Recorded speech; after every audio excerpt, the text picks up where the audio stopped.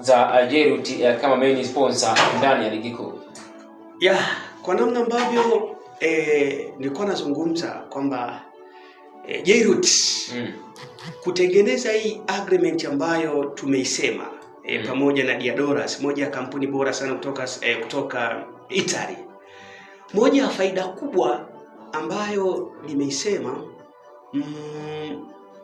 hii kampuni kwenye kazi hii si kwa maana kwamba imeanza sasa.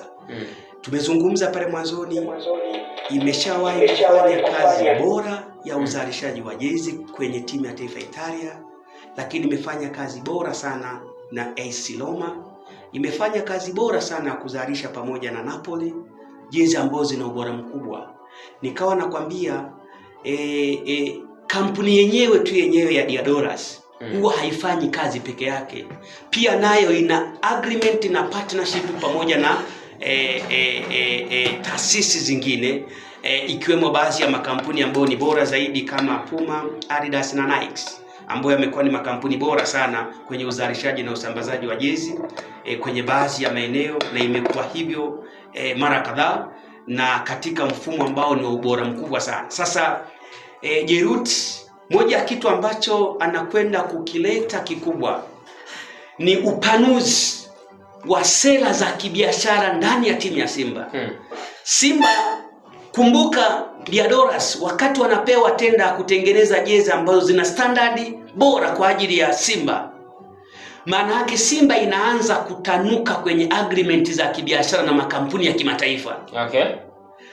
Yaani huyo Diadoras wakati anaingia na Jairut, ni Simba wana uwezekano wa kupata dili lingine na makampuni mengine kwenye uzalishaji hata wa viatu, kwa sababu mfano Diadoras hawazalishi tu jezi, wanazalisha na vitu vingine. Lakini kwa namna Simba ambavyo inakwenda, kuna possibility kubwa sana kupitia Jairut akawaza tena kuweza kutafuta kampuni kama ya Nike kwenda kutafuta uzalishaji wa vitu vingine, hususan vifaa vya michezo.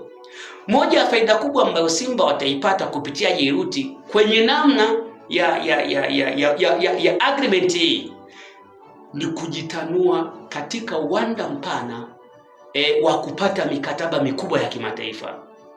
Hili ni la kwanza. Simba naiona wapi miaka 5 na soka lenyewe la Tanzania. Miaka 5 ijayo kwa level yetu ya ligi ambapo kanda inakwenda haitaisha. La kwanza nataka niseme hili, miaka 5 ijayo haitaisha, kuna timu yetu moja kutoka Tanzania itakuwa imechukua kombe la Afrika. Hatutafika mwaka 2032 kabla hatujashuhudia timu moja kutoka Tanzania imetoa taji kwenye moja ya mataji makubwa barani Afrika. Unajua kwa nini nazungumza hivyo? Kwa sababu issue ya budget ndani ya vilabu hivi inakwenda kubadilika na itakuwa ni bora na ni kubwa zaidi. Mfano, bajeti ya Simba kwa sasa hivi, kwa namna ambavyo Jairut anaendelea kuongeza pesa, kuna possibility kubwa sana kwa namna moja ama nyingine kutakuwa na uwezekano mkubwa sana Simba kuongeza bajeti na kufika zaidi ya bilioni 40 mpaka 50 kwenye miaka 5 inayokuja, kwa sababu uwekezaji sasa unaanza kuwa ni mkubwa zaidi. Sasa kama Simba wataweza kufikia bajeti ya bilioni 50 mpaka 60 kwa mwaka, maana yake pia thamani ya Simba itaongezeka kwenye ubora. Tunaweza kujikuta Simba thamani yake inakwenda zaidi ya bilioni 100 na kadhalika. Sasa katika mfumo huo lazima tutakwenda kushuhudia kwa namna moja ama nyingine ndani ya miaka 5-6 kuna timu moja ya Tanzania itakwenda kuleta kombe hapa ndani. Lakini kingine kwa miaka 5 nalionaje soka baada ya investment hii ambayo Jairut ameifanya ndani ya kikosi cha Simba, naona kuna kwenda kuwa na ongezeko kubwa sana la wawekezaji kwenye baadhi ya maeneo nyeti ndani ya nchi yetu, hususan masuala ya football.